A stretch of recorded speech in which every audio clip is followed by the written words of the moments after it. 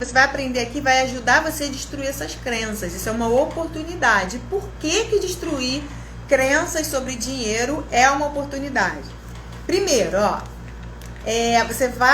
isso vai te ajudar a dar um salto, a acordar, tá? Dessa hipnose mundial que a gente vive. A gente vive ao redor de uma hipnose, né? Você é direcionado a acreditar que tudo é limitado, que existe um limite, que se você gastar demais, fizer demais, querer coisas que não estão ao seu alcance, você está fora da realidade, que você está indo contra, né, Deus quando você prospera demais, que Deus não gosta de nada disso, que o dinheiro não traz felicidade. Você vai quebrando essas crenças que você vem carregando pela vida fora e que limitam os seus resultados, tá, gente? Então, se você conhece alguém aí que precisa entender um pouco mais sobre o dinheiro, sobre as crenças, então eu digo para você o seguinte: manda essa live que hoje a gente vai falar profundamente sobre isso, sobre o dinheiro e sobre a prosperidade.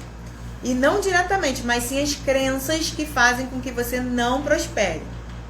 Então, quando a gente chega nesse padrão de entendimento, tá? Entender que essas crenças que te limitam, você se liberta e você começa a tomar conta da sua própria vida. Você começa a assumir os próprios resultados que você tem.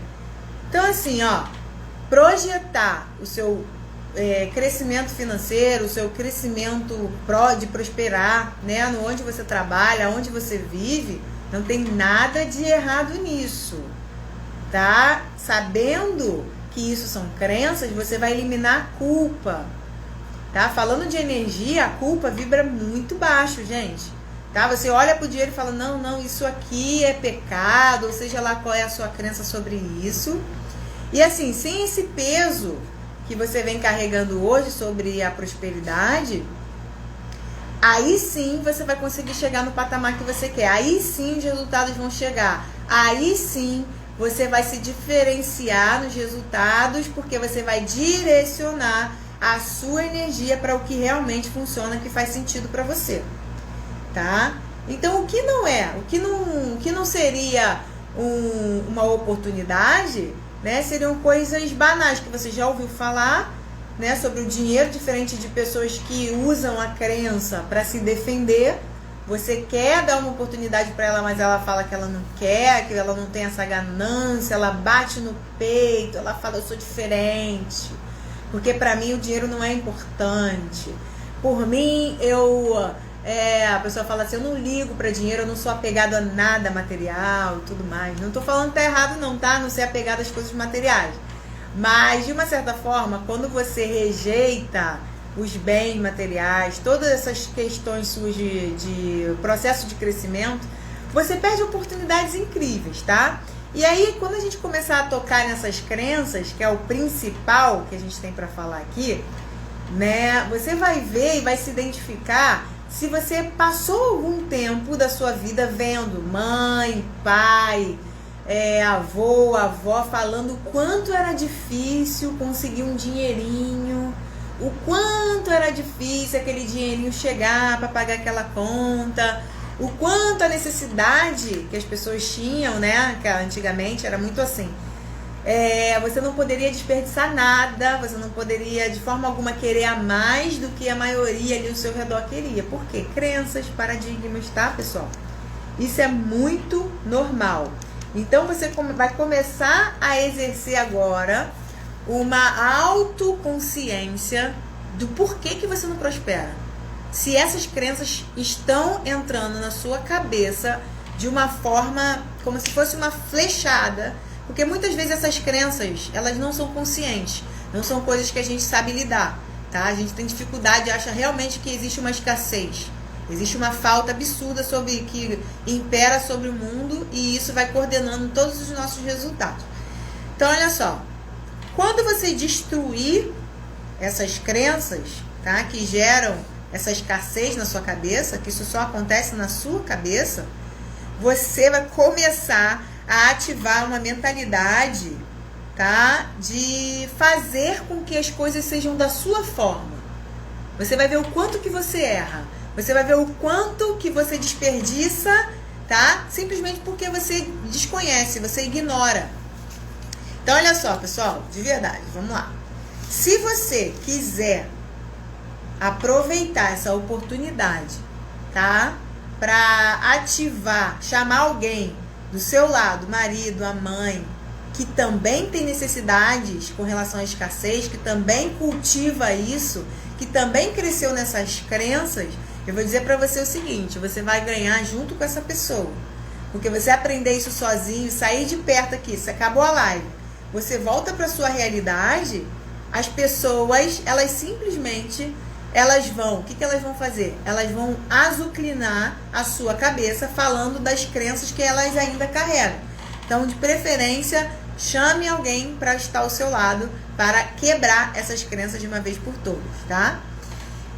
Então, assim, crenças, tá? Tem muita relação com a espiritualidade, tá, gente? Isso aí é uma coisa antiga que foi cultivada. As pessoas religiosas, elas não poderiam, de forma alguma, apresentar a sua energia, direcionar a sua energia para o lado material, ou seja, seria pecado a reverência para o lado material. E isso sim são crenças, isso sim são questões, ou seja, para seguir a Deus, para seguir o Espírito, para ser mais iluminado, mais santificado, você deveria abrir mão de tudo, né? Até pouco tempo era a teologia da pobreza que imperava aqui pela nossa comunidade, vou chamar assim. Quando você começa a entender, tá, que a vida não é essa escassez que você acredita, que nenhum momento, em nenhum lugar, nem na Bíblia, nem nos livros mais antigos, nem nas escrituras, existe uma escritura que diz que você tem que ser humilde ao ponto de ser miserável, tá? Para você se santificar, para você ser santo, para você não pecar, ou que o dinheiro é isso, o dinheiro é aquilo. Então, essas questões são coisas religiosas que eu não quero entrar em religião específica, mas se você... A minha cachorra aqui, gente, desculpa.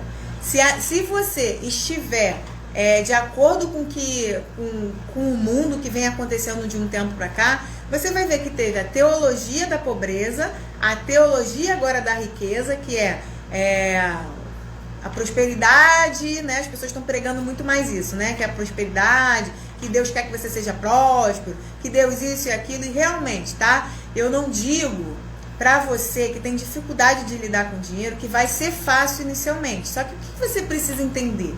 Essas questões culturais, essa fomentação do dinheiro, né, são coisas que foram implantadas e você de alguma forma absorveu e nunca soube a realidade disso. Por que essas coisas são desse jeito? O porquê verdadeiramente você não prospera. Porque de alguma forma, até mesmo traumas na sua infância, não só do lado religioso não, tá? Traumas na infância que dizem o seguinte: seus pais brigavam por conta de dinheiro, tinha muita escassez na sua casa, né? O seu pai foi embora de casa por causa do dinheiro, a sua mãe e seu pai se separaram por conta disso. E a sua mente, ela pode simplesmente ter absorvido uma informação de que dinheiro é muito ruim, que o dinheiro traz muita infelicidade, que o dinheiro faz com que as pessoas briguem, que as pessoas se matam por conta de dinheiro, que o dinheiro... Então, assim, gente, ó, hoje realmente é uma live sobre isso, tá? Prosperidade e dinheiro, não tem jeito, é isso que a gente vai falar aqui hoje. Então, se você tem alguma questão com isso, fica aí que você vai entender um pouco melhor sobre isso agora. Então, olha só, essa questão de você ter que dar tudo seu para virar santo, isso caiu, tá? Isso não funciona mais. Se você vê as religiões que ainda cultivam isso, elas estão perdendo a força. Elas estão realmente perdendo a força porque as pessoas estão acordando. As pessoas estão olhando para o mundo, né? Que o dinheiro é sujo, exatamente, que o dinheiro é muito sujo. Ou seja, lava a mão quando pegar no dinheiro, né? Então, olha só, o que acontece?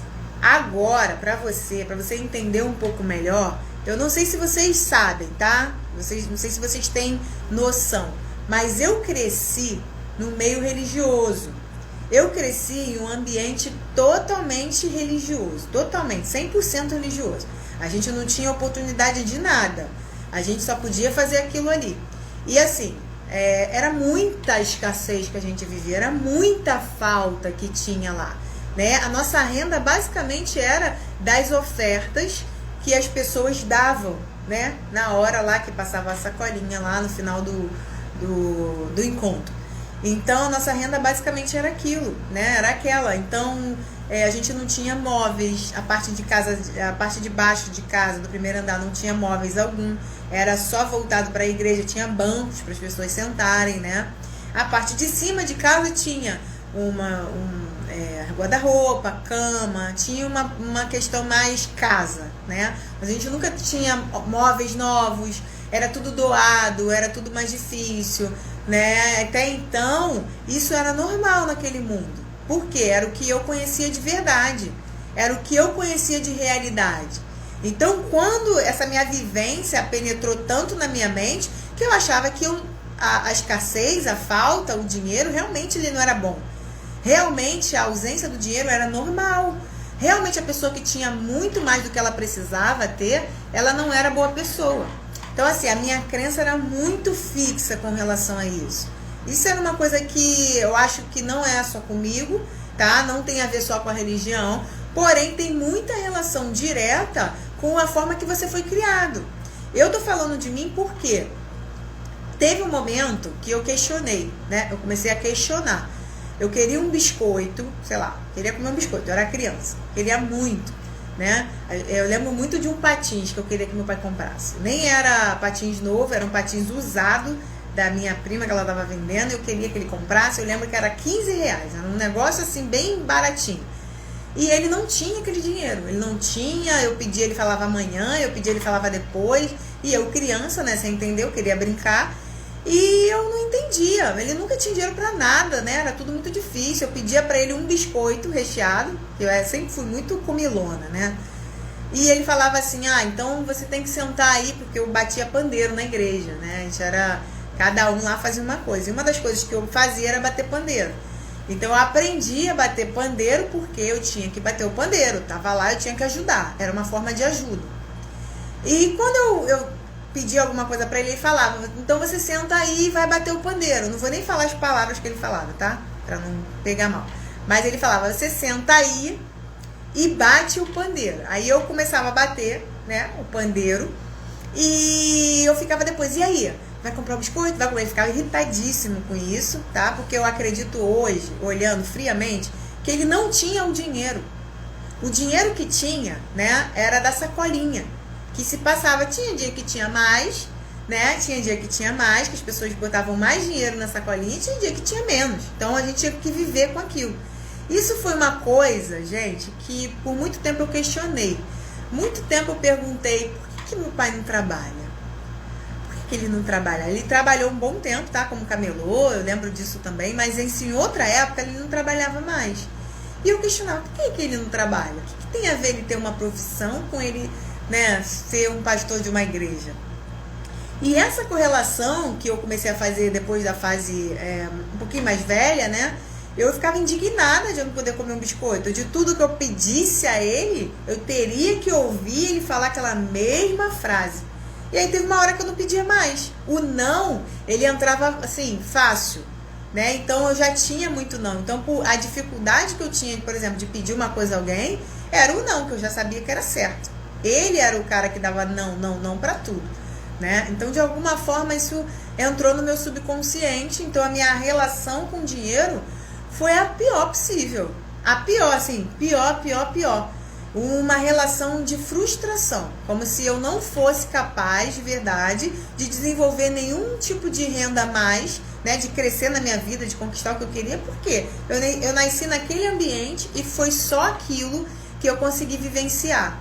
Então, eu posso dizer para vocês com muita autoridade, tá? Mesmo depois de formada, mesmo depois de já ter o consultório, mesmo assim, as pessoas iam me pagar, acabou o atendimento, ela vai me dar o dinheiro assim na minha mão, e eu, não, tá, tudo bem, botava assim em cima da mesa, não contava, tá? Tinha dificuldade de cobrar. Se a pessoa fosse embora e não pagasse, eu não cobrava, a pessoa me mandava mensagem depois, ou eu acabava com muita dificuldade mandando uma mensagem depois, pedindo para não, é porque você não pagou e tal, todo assim jeito, como se eu estivesse fazendo ali alguma coisa de errado, porque a minha relação com o dinheiro era a pior possível. Mas está lá atrás, ó.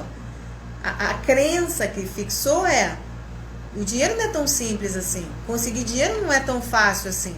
Tá? E eu achava sujo, eu achava errado. Eu achava errado eu cobrar as pessoas pelo meu trabalho. Eu achava que era a minha obrigação. Gente, chega a ser surreal, tá?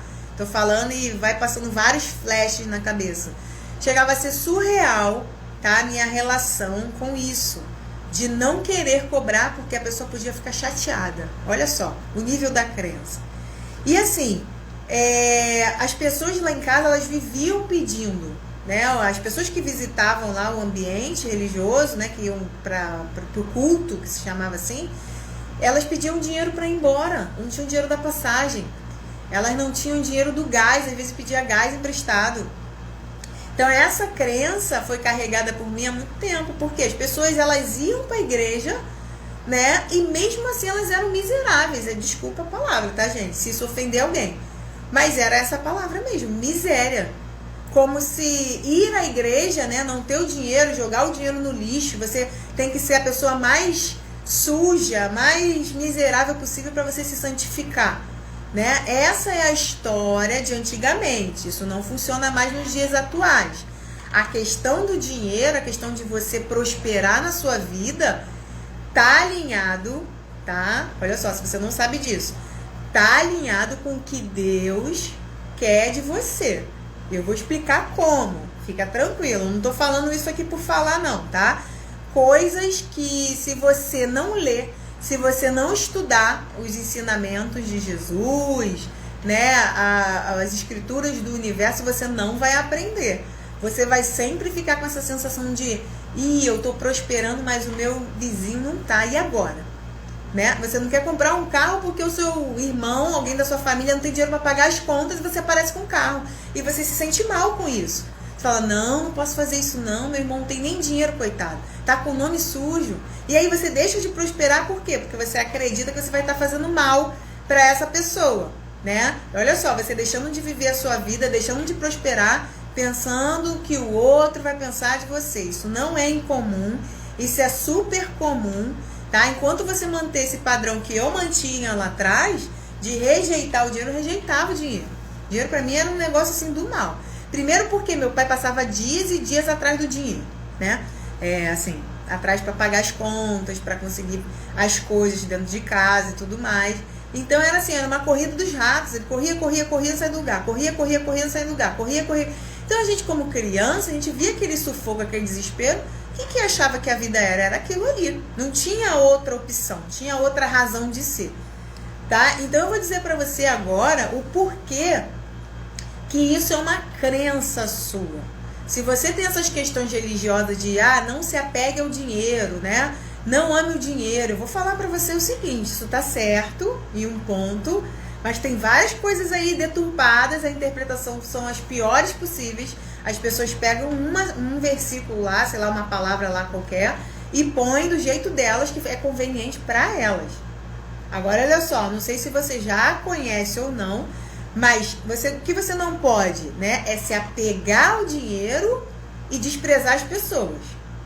Passar por cima das pessoas e amar o dinheiro. Achar que o dinheiro é o seu mestre e não o seu servo. O dinheiro, ele não é o seu mestre. Tá? Ele não pode ser o seu mestre. Ele foi feito para te servir. E em nenhum momento você deve amar o dinheiro. Em nenhum momento isso pode acontecer. Você deve amar o dinheiro e rejeitar as pessoas, ignorar a sua família, ignorar as pessoas que estão ao seu lado, ignorar as pessoas que estão ali, ó, lutando junto com você. Por quê? Porque você prosperou um pouquinho e você se acha um pouco melhor. Tá errado, gente. Tá errado. O dinheiro, sim, ele é super necessário na nossa vida. Isso é uma coisa que eu quero deixar claro. Você precisa entender a necessidade que você tem, por exemplo, até hoje, se você fica doente no momento atual de vida. Vai para o hospital público e vê a diferença de uma pessoa que tem dinheiro para pagar um hospital ou que já tem um plano de saúde. É diferente as situações, tá? Isso aí é uma coisa a se levar em consideração. Você dá o melhor para sua família, você querer prosperar, para você conquistar suas coisas e viver bem, é diferente de você amar o dinheiro, se apegar ao dinheiro e desprezar as pessoas. Só que é o seguinte, é aí onde que tá a grande confusão. Você vai ver dentro da Bíblia mesmo, vou falar dela mesmo, tá? Por isso que eu sei tanto a Bíblia, tá, gente? Eu não estudo, mas eu cresci num meio que eu escutava todos os dias, né? Era diariamente. Então, de alguma forma, a minha mente de criança absorveu, que eu sei muitas coisas, não sei nem como é que eu sei, só sei que eu sei. Então, tá aqui guardado no meu subconsciente em algum lugar. Mas eu não sou evangélica, religiosa, não tenho religião, não. Aí, o que acontece? No momento que você começa a entender essa questão do dinheiro, você vai ver que lá dentro da Bíblia tem várias passagens sobre isso. Tanto o rico que foi para o inferno, como o pobre que foi para o céu. Então, tá vendo? Ó, o pobre foi para o céu, o rico foi para o inferno. Só que tem passagens que o rico tá lá no céu. Por exemplo, Abraão era um rico, demais rico, podre de rico, e estava lá. Por quê? Porque ele mereceu e ele fez por onde ir. Então, não tem uma relação direta com isso. De você é rico, vai para o céu, ou vai para o inferno. Na Bíblia, lá dentro mesmo, os ensinamentos que tem lá, falam muito mais de dinheiro, tá, do que de céu e inferno, por exemplo. Talvez pela necessidade da humanidade de entender realmente como lidar com essa situação, que é algo bem, uma coisa que sempre vai trazer polêmica, tá? Principalmente para as pessoas mais religiosas. Então, assim, a questão de você prosperar, de você querer o melhor para você na sua vida e crescer, você vai estar alinhado com as leis de Deus também, as leis do universo. Agora, eu não sei se você conhece, eu vou embasar o que eu estou falando, tá? Não são palavras soltas. Agora, eu não sei se eu coloquei o versículo aqui, tá? Mas eu sei ele de cor. Não sei se você já ouviu falar na parábola dos talentos. Parábola dos talentos, existe lá. Acho que, eu não me engano, é Mateus 25:13, sei lá. Gente, tá aqui, tá? Não sou teóloga, nunca fiz teologia, mas eu sei. Dentro lá tem essa parábola. Eu não sei se você sabe o que é uma parábola, mas Jesus, ele costumava a contar os ensinamentos em forma de histórias, em forma de parábolas. Por que ele fazia isso? Eu acredito de verdade que ele era o maior contador de história que tem, né, da história. E ele usava essas histórias para ilustrar e passar o conhecimento de forma fácil. Ele gostava das parábolas. Se você procurar, tem várias parábolas. E uma das parábolas é a parábola dos talentos. O que significa essa parábola dos talentos? Eram 3, tá? A história é assim. Jesus parou. Ele sempre parava num lugar aberto ou se escorava em uma pedra e começava a contar. E ele contou para os seus discípulos, não eram 3 não, tá? A história eram 3, mas era uma multidão ouvindo ele falar. Que existiam 3 servos. 3 servos e um mestre. Esse mestre, chegou o mestre e falou para os servos assim: meus servos, eu vou precisar viajar, eu vou precisar fazer uma viagem e eu não tenho data para voltar.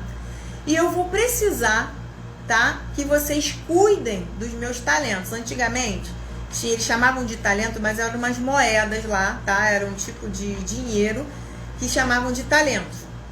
E aí ele chamou o primeiro servo e falou assim para ele: toma aqui 5 talentos, tá? Para você cuidar desses talentos. Chamou o segundo servo, falou: toma aqui 2 talentos. E chamou o terceiro servo e falou: toma aqui 1 talento. A distribuição desses talentos, foi conforme a capacidade dos servos, tá? Ele já sabia quem era quem. Então, quando ele começou a distribuir ali os talentos, ele já esperava mais ou menos o que iria acontecer. Esse servo foi embora, esse mestre foi embora, largou os talentos lá com seus servos, e quando ele largou lá, ele demorou muito tempo para voltar. Mas ele voltou. Em algum momento, ele precisou voltar. E quando ele voltou, olha só, gente, quando ele voltou, ele foi dar conta dos talentos dele. Ele falou, servo 1, né? Que ele deu os 5 talentos. Servo 1 chegou para ele e falou assim: Senhor, eu multipliquei os 5 talentos e agora eu tenho 10 talentos. Aí o Senhor falou assim: servo bom e fiel, no pouco fosses fiel, no muito te colocarei. Entra ali pro meu gozo e tudo mais. E aí chamou o segundo. O segundo servo veio e falou: Senhor, eu multipliquei os 2 talentos e eles viraram 4 talentos. Aí ele, servo bom, servo fiel, é isso aí e tal. Não foi com essas palavras, tá? Aí tá.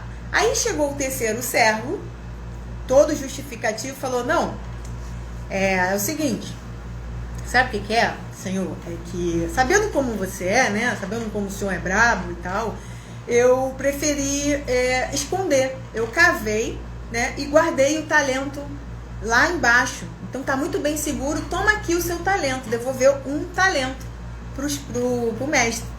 E o mestre falou assim, servo mau, né? Aqui, até escrevi aqui porque essa parte eu ia esquecer. Ele falou assim, servo mau, no pouco, não, servo mau e negligente. Saiba que ceifo aonde eu não plantei e ajunto onde eu não semeei. Olha só. Pega essa sua moeda e dá para quem mais tem. E olha só o contraste disso, tá? Aí ele falou para ele pegar lá o talento que ele não multiplicou. E ele falou assim, deveria ter dado ao banco e pelo menos você receberia os juros. Olha só que chocante isso. E quando eu li isso aí a primeira vez, gente, eu fiquei chocada, tá? Não fazia sentido pra mim. Como assim ele vai pegar a única moeda que ele tem e vai dar pra quem mais tem? E essa é o verdadeiro suco da história, tá? Se você se baseia na religião para não prosperar. Se você baseia nas suas crenças, achando que você está fazendo algo errado para você não multiplicar o seu dinheiro. Pode procurar lá, tá, gente? Isso aqui não foi eu que inventei, não. Histórias, parábolas contadas por Jesus. E aí, ele falou assim, pegue, né, esse seu talento e dê a quem mais tem. Porque qualquer que tiver será dado em abundância. Mas ao que não tiver, vos será tirado. Olha só, se você não prospera, se você está indo contra as leis de Deus, se você está indo contra a lei do crescimento, você não vai chegar onde você quer. Aí você fica com essas crenças achando que é errado, achando que comprar um carrinho um pouco melhor é algo do pecador, sei lá como é que você chama isso, que você tem um pouco mais de dinheiro do que alguém da sua família, você está indo contra as leis que você aprendeu até hoje. Enquanto, na verdade, você está negligenciando, você está sendo preguiçoso.